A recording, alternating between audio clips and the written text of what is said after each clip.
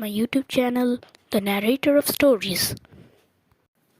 Today, I am going to narrate the first chapter of the book, Black Beauty, written by Anna Sewell. The first place that I can well remember was large, pleasant meadow with a pond of clear water in it. Some trees overshadowed the pond, and rushes and water lilies grew at the deep end. Over the hedge on one side we looked onto a ploughed field, and on the other we looked over a gate at our master's house, which stood by the roadside. At the top of the meadow was the plantation of fir trees, and at the bottom a running brook overhung by a steep bank. Whilst I was young, I lived upon my mother's milk, as I could not eat grass. In the daytime I ran by her side, and at night I lay down close by her. When it was hot, we used to stand by the pond in the shade of the trees, and when it was cold, we had a nice warm shed near the plantation. As soon as I was old enough to eat grass, my mother used to go out to work in the daytime and to come back in the evening. There were 6 young colts in the meadow besides me.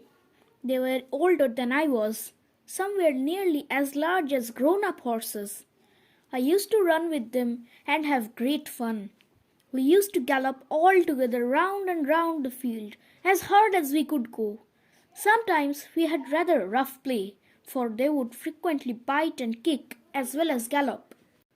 One day, when there was a good deal of kicking, my mother whinnied to me to come to her, and then she said, "I wish you to pay attention to what I am going to say to you.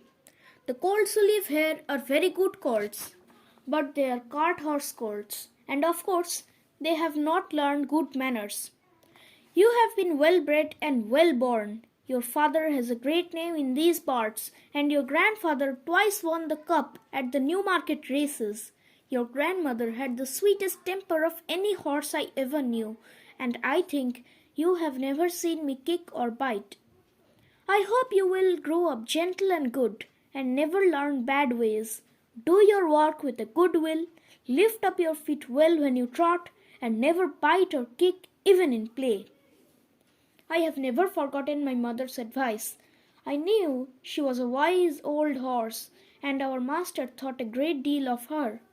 Her name was Duchess, but he often called her Pet. Our master was a kind, good man. He gave us good food, good lodging, and kind words, and he spoke as kindly to us as he did to his little children. We were all fond of him, and my mother loved him very much. When she saw him at the gate, she would neigh with joy and trot up to him. He would pat and stroke her and say, "Well, old Pet, how is your little darky?" I was a dull black, so he called me Darky. Then he would give me a piece of bread, which was very good, and sometimes he brought a carrot for my mother. All the horses would come to him, but I think we were his favorites.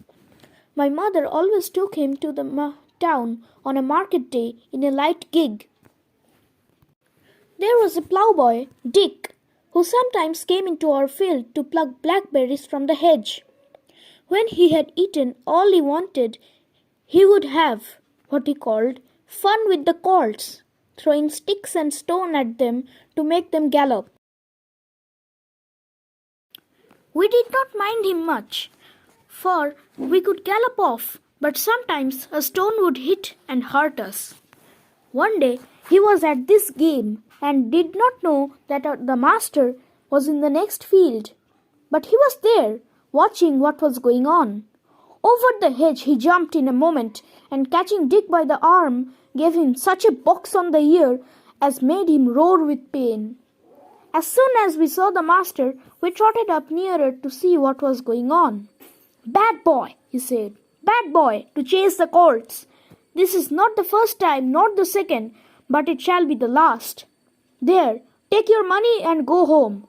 I shall not want you on my farm again." So we never saw Dick again. Old Daniel, the man who looked after the horses, was just as gentle as our master, so we were well off.